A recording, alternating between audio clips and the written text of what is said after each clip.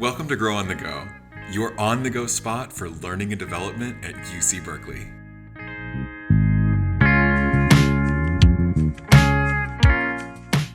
In this episode, Employee and Labor Relations Consultant Bianca Bowman-Waugh unpacks performance improvement plans. Grow on the Go is produced by People and Organization Development in Berkeley People and Culture.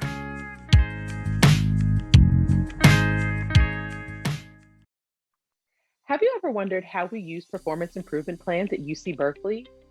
Or, as someone on a performance improvement plan, how you can be an effective participant? UC Berkeley is a growth-based workplace.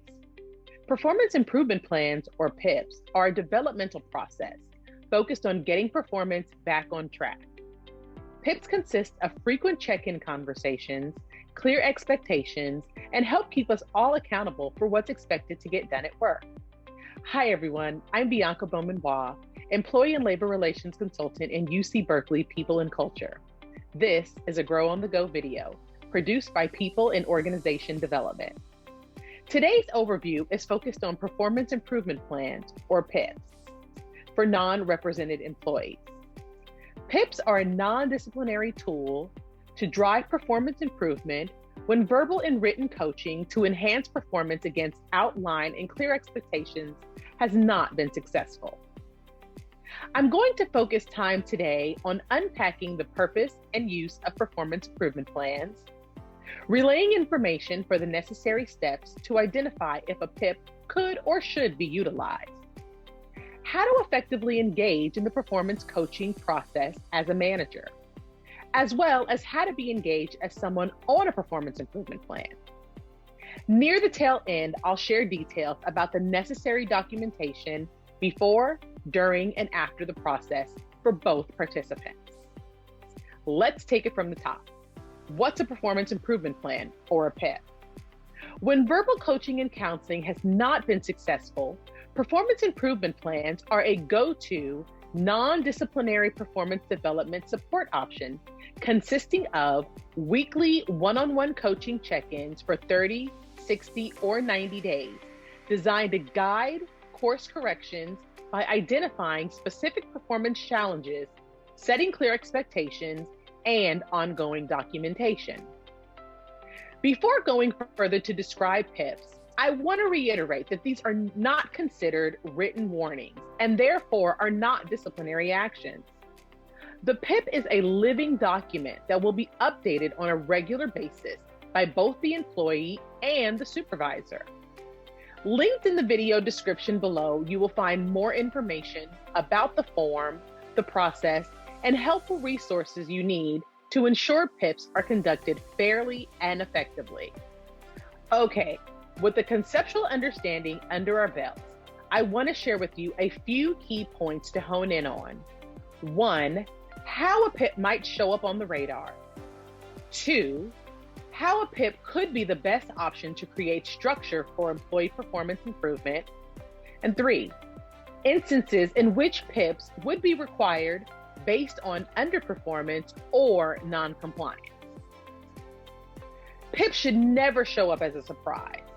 PIPs are most effective when both parties are noticing performance challenges and agree in a timely fashion that a new course of action is needed to address serious challenges.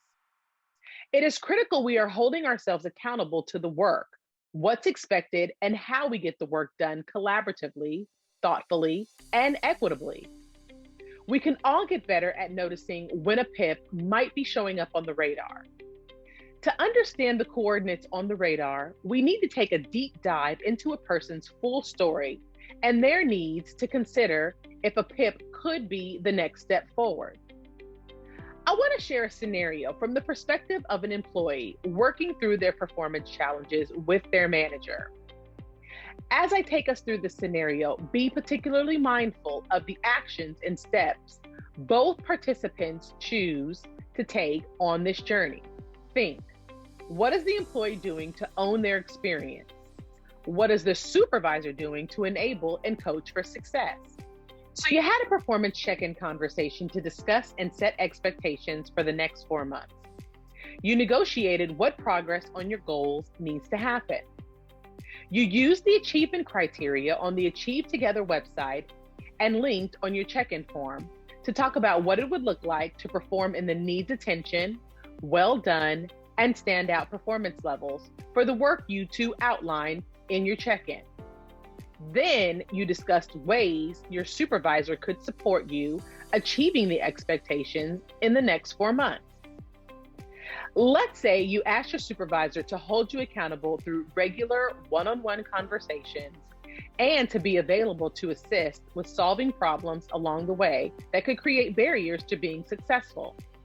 You asked your supervisor to provide a few resources and their vision for success on your projects and tasks. You shared what made sense and was agreeable and discussed your questions based on their perspective. They followed up with you and got on the same page in your meeting notes and through the conversation. Now you have a clear idea of what needs to get done, how to do it, and your supervisor is accessible and supportive. Then things start to fall apart. And I want to preface the next few statements with, yes, these things happen. Work can get the best of us. You are a month into the next check-in period and you know things aren't going well.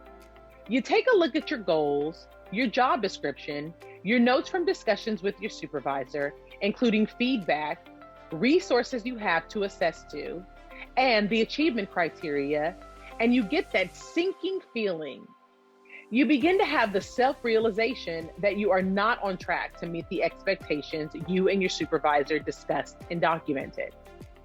I'm gonna pause here for a moment. Asking for help is hard, even when the tools in front of you, including your abilities, are supposed to be enough to get the job done. Let me say this. Everyone needs a unique and individualized recipe of support to enable success. In an equitable framework, everyone deserves the right recipe for them to succeed. So you bring your concern with a few options to get on track to your manager in a one-on-one meeting. You two discuss the working environment, the clarity of the goal expectation, and your skill set to get the work done. Really taking a look at the whole ecosystem, including your goals, necessary tools, structures for support, your personal motivations and drivers, and impact these experiences are having on your life. You and your manager use the Berkeley coaching model to examine the obstacles to a higher performance. You work together to identify solutions, make a plan for improving, and then discuss what you will do, how your manager will support your ongoing improvement. I'm going to take another pause. Notice all of the steps along the way so far, and we are not even to the PIP. We are going to get there, though I stop here to say that we need to create space as employees to bring up real challenges and get help, and as managers to also carve that space and enable coaching, actionable feedback, and development conversations and planning. This helps us expand our options for success before we even get close to thinking about a PIP. Having said that, a month passes and things are getting worse. You're slipping further. At this point, you have another realization that your skill set is not improving and the work is becoming even more challenging to complete. At this stage, your motivation to improve spikes. You bring the additional concern to your supervisor. They had your performance and job expectations on their agenda to discuss as well. At this point, there are a few options, right? We could just say, everything's fine, perfectly better than expected. Or we have the choice to lean in to enhance strategy for maximizing performance potential. Your supervisor revisits the expectations with you and also shares the previous outlined success plans. Your supervisor is and has been supportive, caring, encouraging, and trusting throughout this process. They listen to your concern and ask open-ended questions like, what sorts of new support could help move things forward? What ways could UC Berkeley help? The team. What ways can I help? So, in this conversation, you bring forward how you've been tracking the issues along the way. Your supervisor has a lot of agreement with what you are sharing. They revisit how they supported through coaching, conversations, documentation, and connecting to resources and tools. They revisit the actionable feedback they provided, their perspective on what's working and what's not, and also how they see you growing and learning in this process.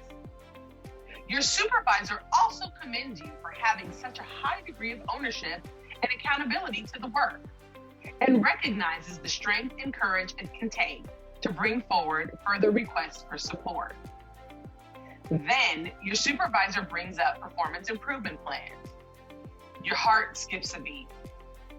They mention to you that they are a non-disciplinary option for more focused and frequent performance conversations and documentation for 30, 60, or 90 days as an option when the current approach isn't working to enable employee success. Your manager shares how the PIP can help you raise your performance levels so that you can meet more acceptable standards, expectations, and accountabilities. While this conversation might bring forward a lot of emotions, we are complex people navigating our journey every day. And you know how this would impact you better than I can describe here. Still, what I want to share with you is that the next moment is critical. Leaning in to get more structure and focused support is an opportunity to shine.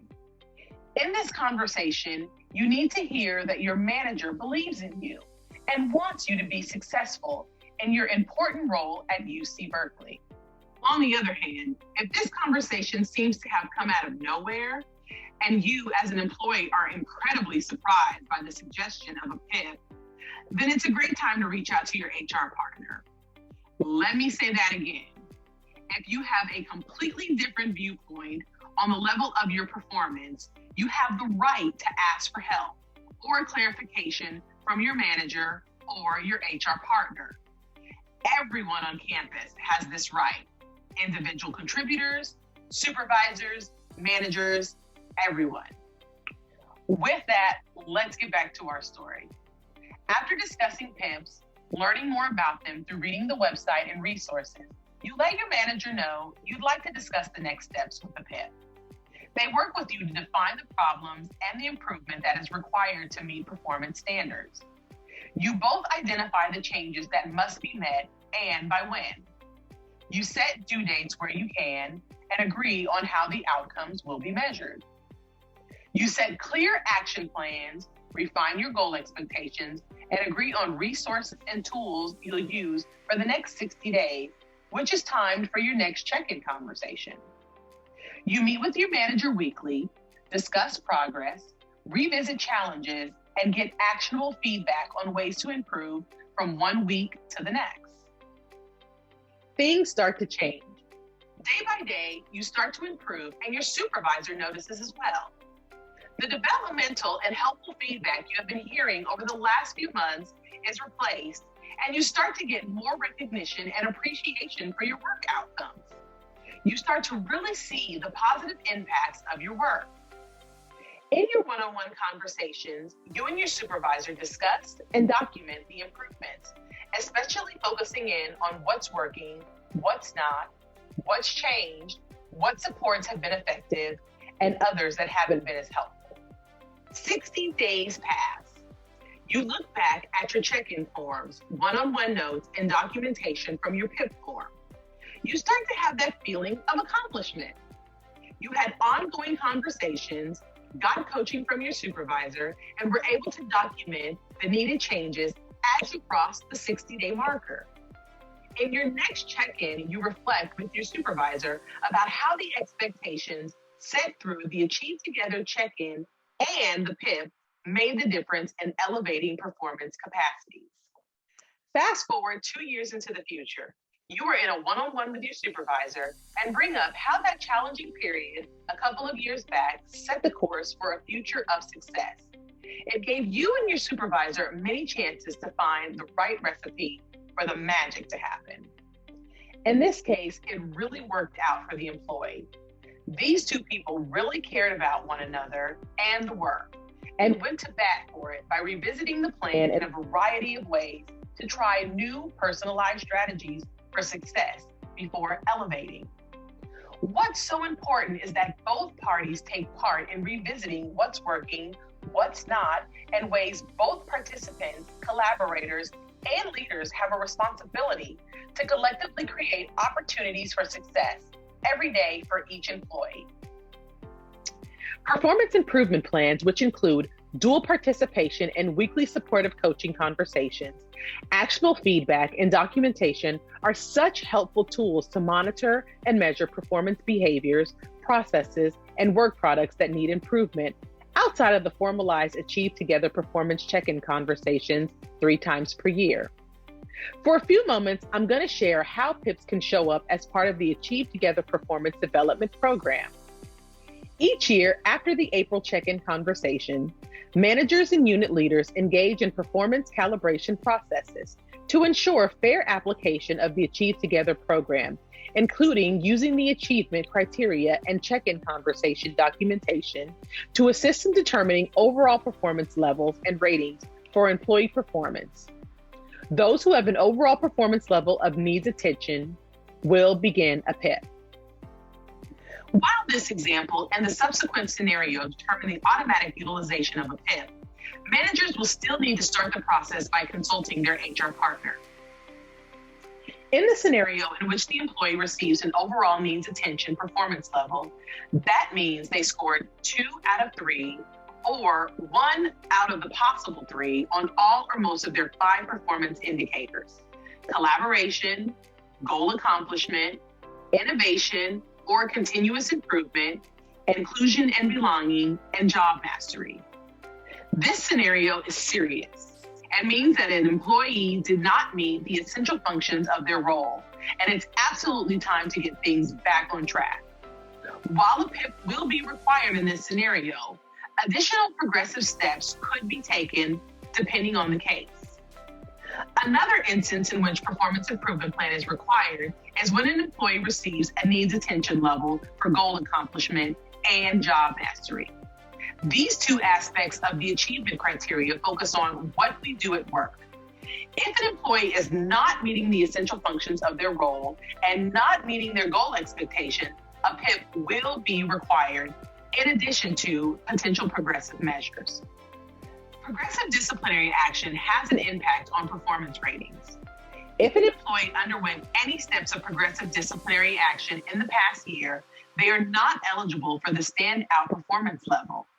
Well done is the highest level an employee can achieve in this scenario, and the supervisor may adjust the rating to needs attention, thus requiring a PIP. The last scenario is about mandatory training non-compliance. Annually, employees must complete required training mandated by the UC Berkeley, or laws pertaining to the employees. If an employee does not complete their required training, the needs attention level of performance is automatic, thus requiring a PIP. Now you can probably say you know more about PIPs than before.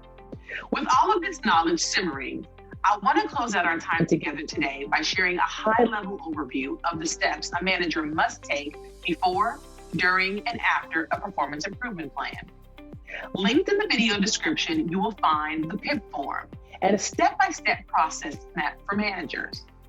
I'll share with you a high-level overview now so that you know what to be aware of and your responsibilities throughout each step in the process.